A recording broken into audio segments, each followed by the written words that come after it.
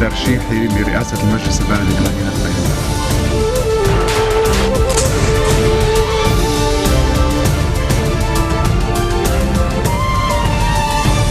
Good afternoon. You're watching the English newscast on Future Television. I'm Yumna Nofel, and these are today's top stories. Lebanese Forces leader Samir Jaja and Future Movement chief Saad Hariri agree on their alliance during the upcoming municipal elections in Beirut. Russian ambassador to Lebanon Alexander Zesipkin says Moscow will continue to exert efforts and hold contacts to help Lebanon conclude its presidential elections. Fresh airstrikes hit Syria's Aleppo city after U.S. Secretary of State John Kerry arrives in Geneva in a bid to halt the mounting violence. Lebanese Forces leader Samir Jaja and Future Movement chief Saad Hariri agreed on their alliance during the upcoming municipal elections in Beirut, according to a statement issued by Hariri's office. During a meeting on Sunday night at Hariri's central house in downtown Beirut, the March 14 leaders decided to coordinate their electoral battles in various regions across Lebanon. The meeting, according to the statement, touches on means to strengthen the March 14 coalition, which gathers sovereign and independent powers that believe in the rise of the state. Jaja and Hariri also discussed the ongoing presidential void and its repercussions on the affairs of the country and Lebanon's immunity amid the surrounding storms. Russian ambassador to Lebanon Alexander Zesipkin states that Moscow will continue to exert efforts and hold contacts to help Lebanon conclude its stalled presidential elections. Zesipkin's comments come after a meeting he held with Future Movement chief MP Saad Hariri at the Center House. Zesipkin said after the meeting that the aim was to maintain continuous communication between Hariri and the Russian leadership. He said they discussed issues of joint interest. Late in March, Hariri kicked off a visit to Russia where he met with the president and foreign minister there. Reports had said that the Russian leader had expressed readiness to support Lebanon on the military and security levels given the confrontation with terrorists.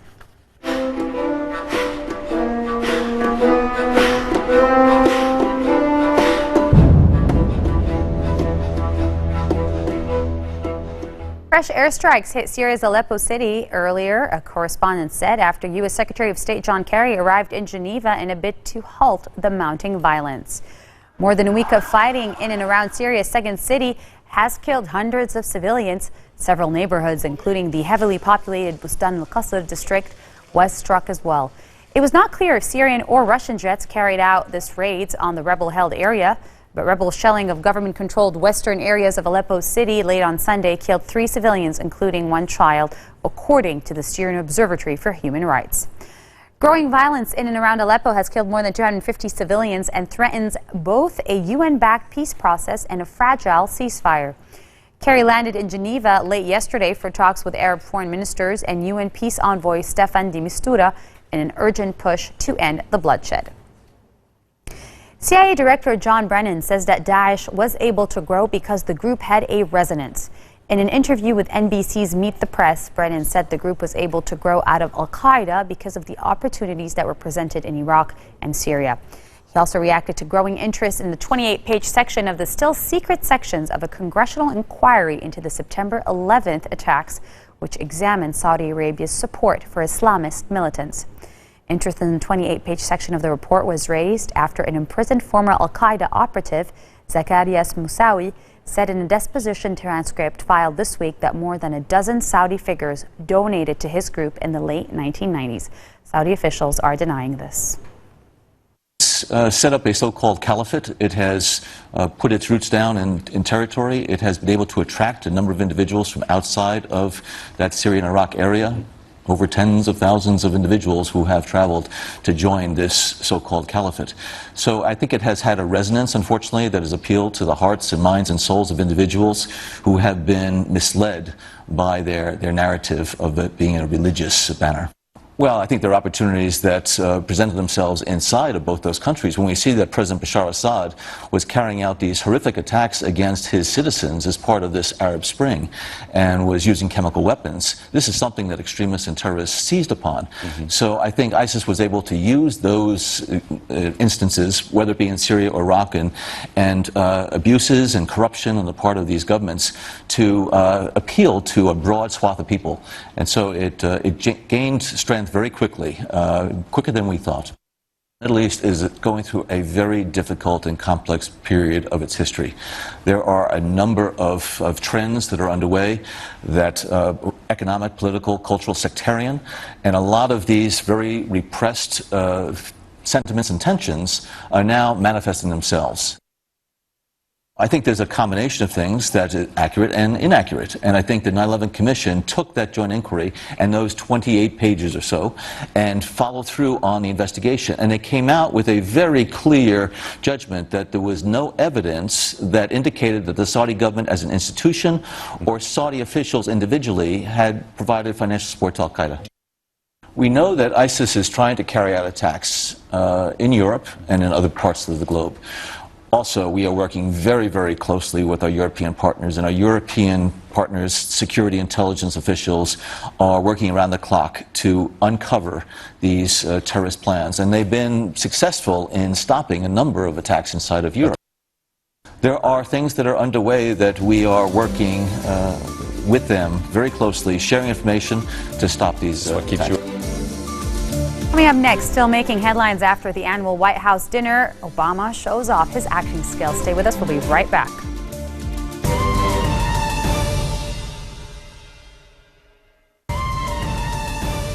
Welcome back. You're watching Future Television. The Iraqi authorities are holding often innocent terror suspects in dire conditions across the country and have no ability to process cases, according to Amnesty International. A delegation from the rights group, including its Secretary General Salil Shetty, was able to visit one such center in Amriyat al-Fallujah, west of Baghdad. Amnesty's senior crisis response advisor said the center, run by Iraqi anti-terrorism forces, had only 4 investigators to process cases and was overwhelmed. Military operations have displaced huge numbers of civilians in the province. Thousands of men have been detained on suspicion of terrorist activities and held incommunicado. The Amnesty team members said they had no prior knowledge of the detention center's existence or the 700 men held inside it. Dilma Rousseff greets the Olympic flame in Brazil, but the pomp and ceremony will seem empty to a president likely to be suspended from office just a week later. The arrival of the flame in Brasilia from an ancient Greek temple via Switzerland will trigger a 3-month countdown to the Rio de Janeiro Olympics and Brazil's big chance to shine on the global stage. But the supposedly joyful occasion coincides with the Latin American giant's plunge into a political furnace, with Rousseff facing impeachment and claiming to be the victim of a coup d'etat. That means the choreographed events for the torch in the capital could be one of the 68-year-old leftist leader's last major public appearances. If suspended, she will be replaced by Vice President Michel Temer, the head of Brazil's main center-right party and once a coalition ally of Rousseff before, in her words, turning traitor. U.S. Democratic presidential candidate Hillary Clinton says America risks endangering its goal of diversity and inclusiveness if Republican frontrunner Donald Trump were to become president. Clinton, a former U.S. Secretary of State, currently leads U.S. Senator Bernie Sanders of Vermont in the race for the Democratic nomination. It was a tremendous honor to serve in President Obama's administration. Now America is deciding who will succeed him. The leading Republican contender is the man who led the insidious birther movement to discredit the president's citizenship. And when he was asked in a national television interview to disavow David Duke and other white supremacists who are supporting his campaign, he played coy.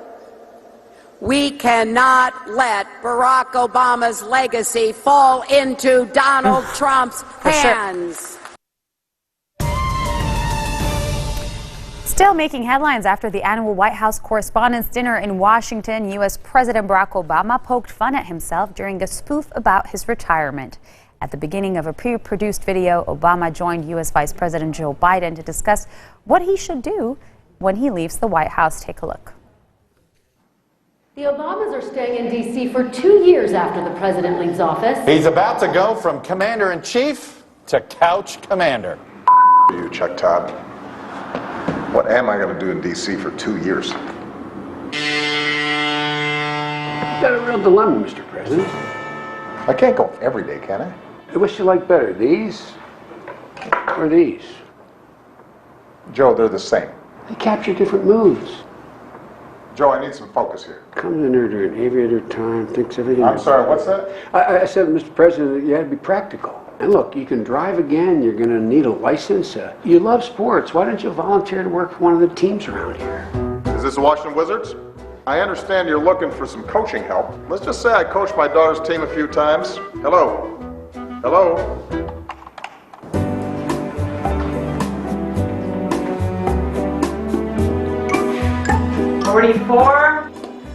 Finally. So I'm going to be in D.C. for a while, and I thought I'd take up driving again. What's the name? Barack Hussein Obama. Thanks. Well, since you don't have a driver's license, you're gonna need a birth certificate. Really? Really. It's real. Is it? It's real. But is it? Oh, Michelle left her phone. Let's see here. Huh. She's got Snapchat. Obamacare is great, and it's really working. Sign up now. Breaking news. Michelle Obama in hot water after posting this video earlier today. Obamacare is great, and it's really working. Sign up now.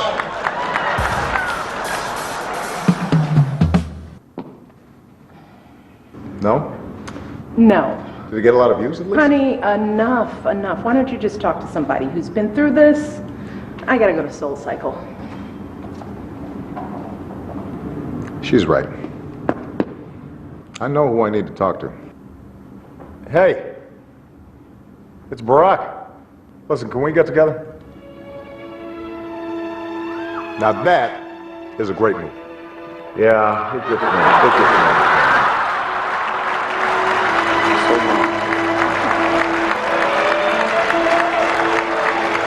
So, you got any advice for me? So now you want my advice? First, stop sending me all these LinkedIn requests. And second, here's the beauty of this whole thing. You've got all the time in the world to figure this out. You can just be you for a while. If you know how to do that again. So I can just be me. And I can wear my mom jeans in peace. I hate these tight jeans. Good.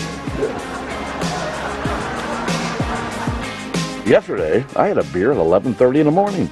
And you know, McDonald's now serves breakfast all day long. You know, Michelle's going to be at spin class, so she'll never know. Right. Let it go. You know, it won't be long. You'll be able to walk right out of the Oval Office singing zippity-doo-dah, zippity-yay. And you got plenty of time to work on your tan. And you know what? I finally got the grand bargain on a sweet Chevy Tahoe. Look here. Look here. Yeah. You want one?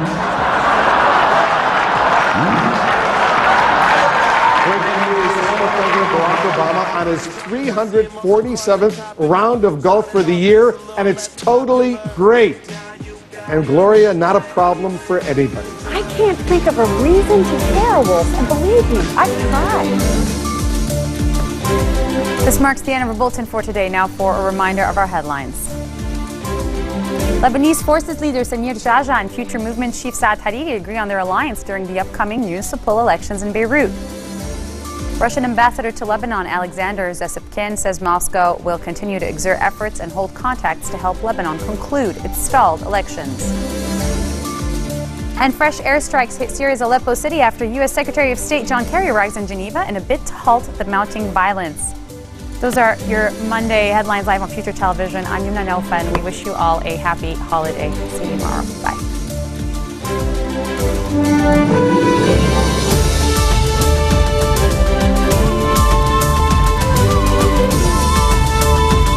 بترشيحي لرئاسة المجلس البلدي لمدينة